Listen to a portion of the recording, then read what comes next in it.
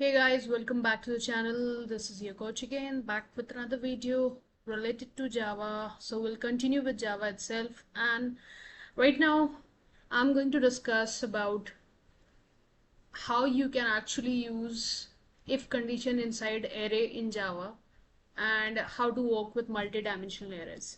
Okay, so let's get started. So in my previous video you guys must have seen how you can work with Java in array.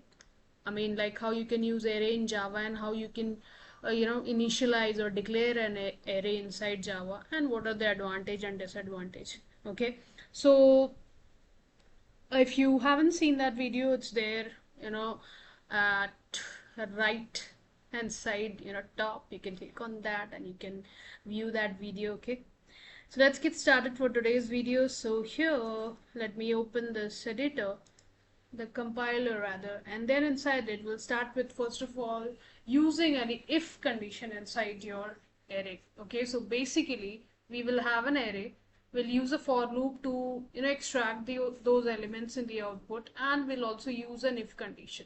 Okay, so let's say I have a class which is a, and then inside that I have public static void main string. Okay, and inside this I'm just defining an array. So let's say the array is b. Okay, and then inside that I have some elements like 12, 3, 1. Okay, this is my array and array elements. Okay, now I just take another variable, or let me take the for loop and I'll initialize the variables, that is int I, and I'll run it from I is equal to 0, I less than b dot length. Okay, and then I plus plus.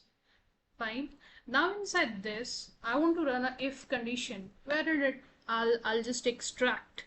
Let's say I have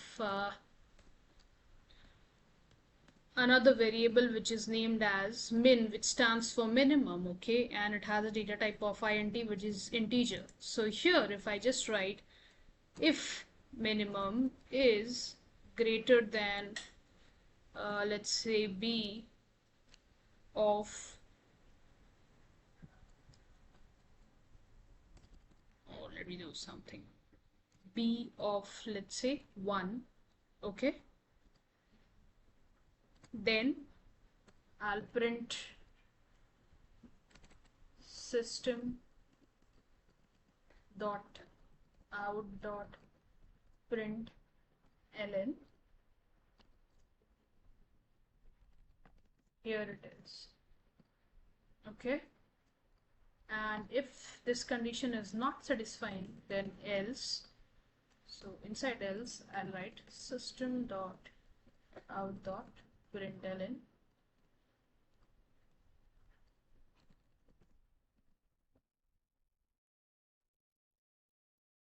Okay,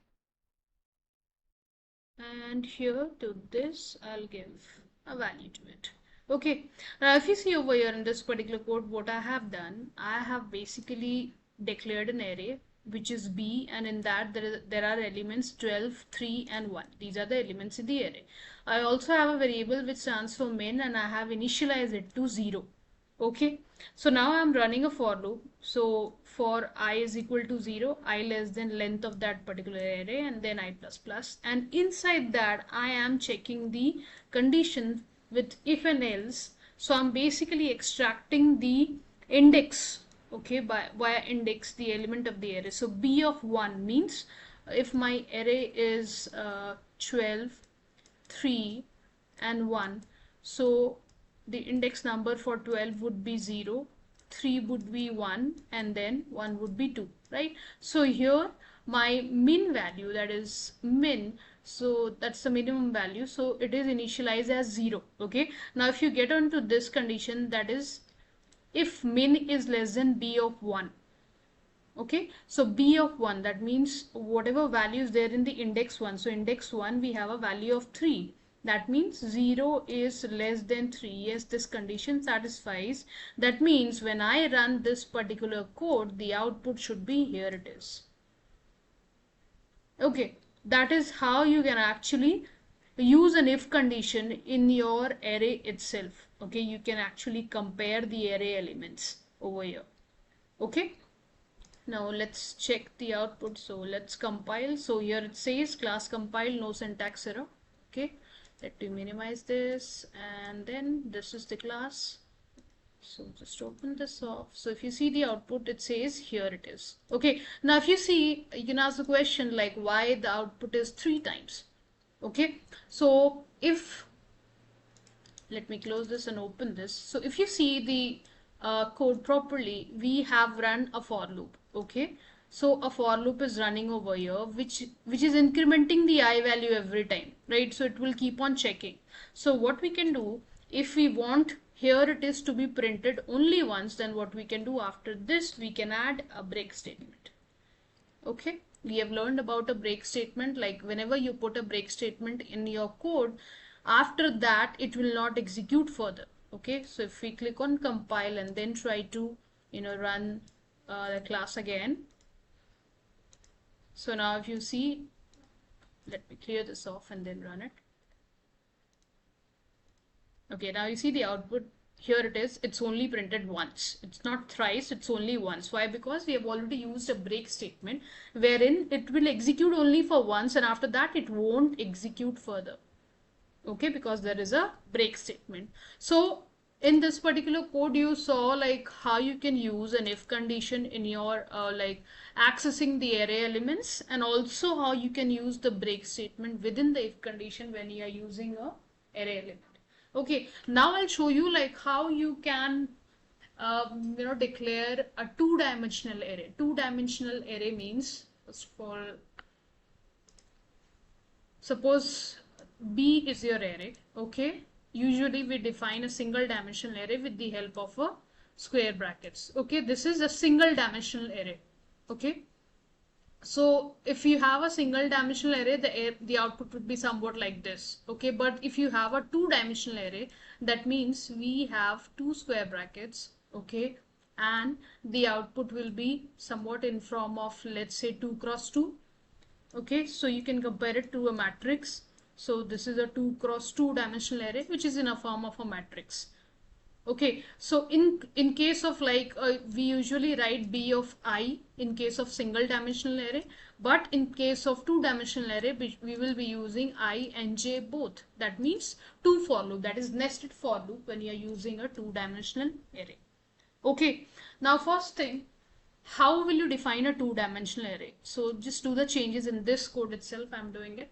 So B, first of all, we will have two square brackets. Okay, if you see this one, this is the first change. Then after that, you need to define the array elements. Suppose I'm creating a 3 cross 3 array. Okay, so I'll be taking three elements. So suppose this is my another element, 13, 14. Okay, and then my another element is 90, or let's say 9,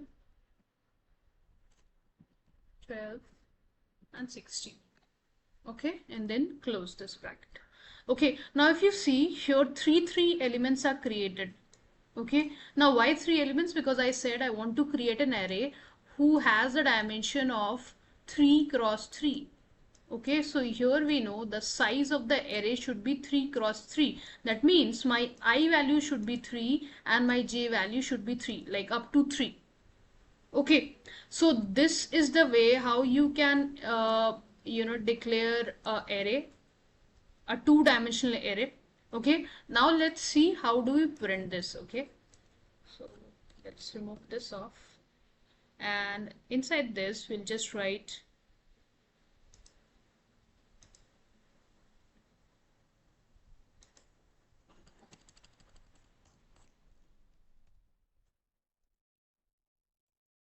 so I'll take another, that is for int j is equal to 0, j is less than, I'll take it as equal to 3. Okay, and j++. Fine. Now inside this, we'll just print this off. Let's say I'll print system.out.println, and I just want to print the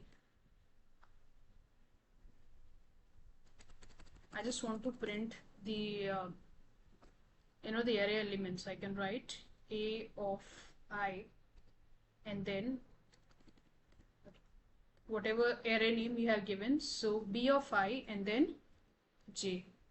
Okay, and then I'll put a space as well in my output. Okay, this is what we want to print it off.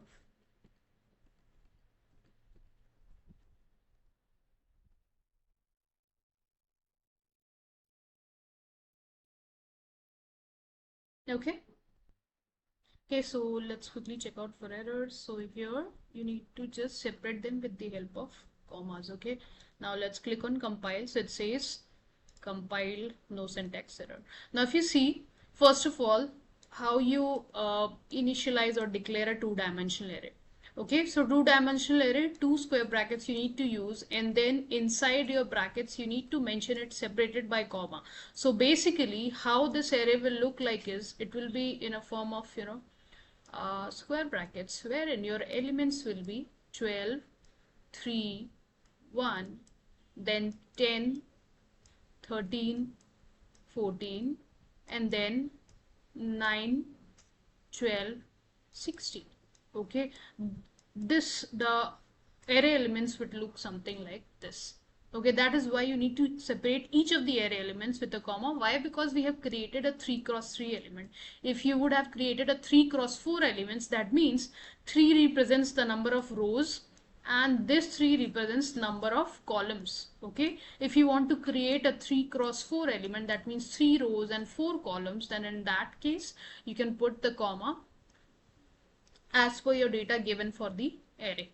Okay, and after that I'm just running a loop of loop for the rows and columns. So basically this for loop is for rows and this is for columns. So for extracting the number of rows in the arrays, and j loop is for extracting the number of columns in the array. So that's the main thing when comes up when you're working with a two-dimensional array. Okay, so I'm running it till 3 because I know the size of the array is 3 cross 3. Okay, if you don't know the size, you can write it like up to n also. Okay, and then once these two loops are running, I'm just trying to print the array element, that is b of I and j, and then with a space. Okay, so let's try to run this off. So here, let me minimize this one, and this is the class.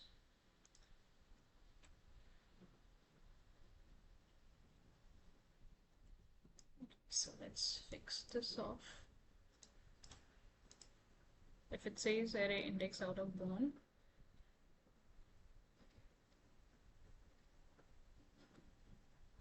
okay.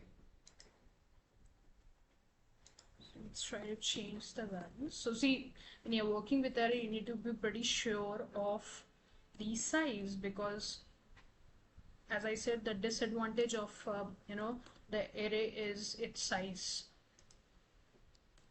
So let me take it as 2, 4, 1, 3. Okay. Let's check if this works.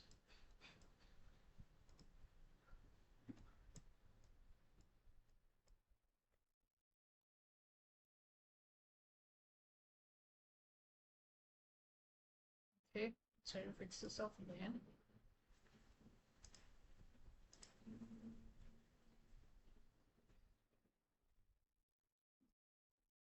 So here we need to just change it. So when you are trying to print a two-dimensional array, in that case, to make sure that you are printing it in the array limits, that's the size, so you just need to print system.out.print. You don't have to use system.out.println over here. Okay, so you can write, I'm writing the short form, that is system.out.print, okay, instead of system.out.println, that is SOPLN. Okay, you can write this. Fine. So when you are using a two-dimensional array, you need to write b I of j and j, and then inside that system.out.print should be written in order to run your code. Okay, so when we compile this one, it says no syntax error, and then let's just see the output. The output should be in the form of an array.